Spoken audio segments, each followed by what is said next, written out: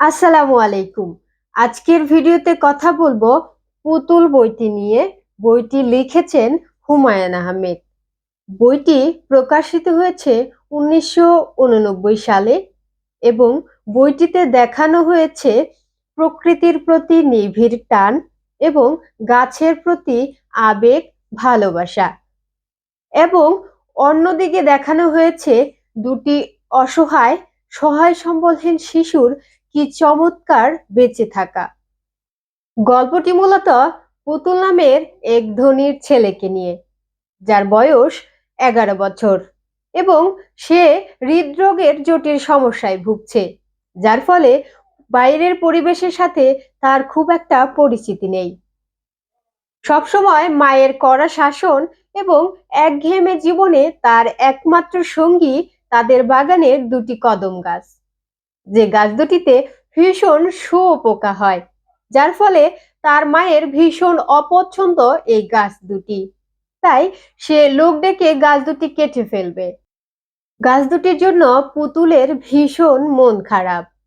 তাই একদিন বিরক্ত হয়ে সকালে না বলেই ঘুরতে বেরিয়ে পড়ে পুতুল এবং দেখা হয় রেল স্টেশনে বসবাস করা অন্তু এবং মরিয়মের সাথে।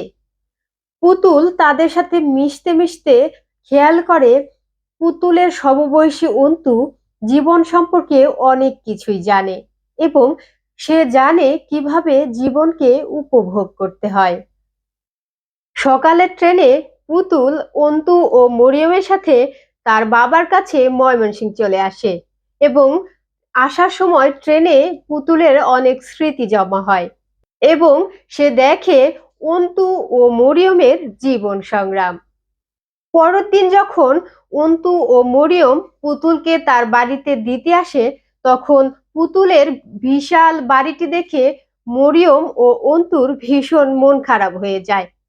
অবুঝেই শিশু দুটি জানে না আসলে কেন তাদের মন খারাপ হচ্ছে। পুতুল বইটি হুমায়ুন আহমেদের কিশোর গল্প। ভীষণ ছোট একটি গল্প হলেও এ থেকে অনেক কিছু শেখার আছে। বইটি পড়লে আমরা বাস্তবসম্মত অনেক কিছুই জানতে পারবো এবং দেখতে পারবো প্রকৃতির প্রতি মানুষের নিবিড় টান। আমাদের চারিপাশে অনেক শিশু সহায় সম্বলহীন, পথে ঘাটে বস্তিতে বসবাস করে।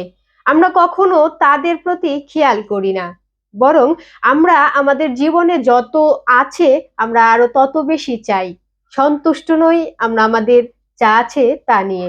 কিন্তু এই শিশুগুলো দেখিয়েছে কিভাবে অল্পতেই খুশি থাকতে হয় এবং নিজের যা আছে তাতেই সুখ খুঁজে নিতে হয়।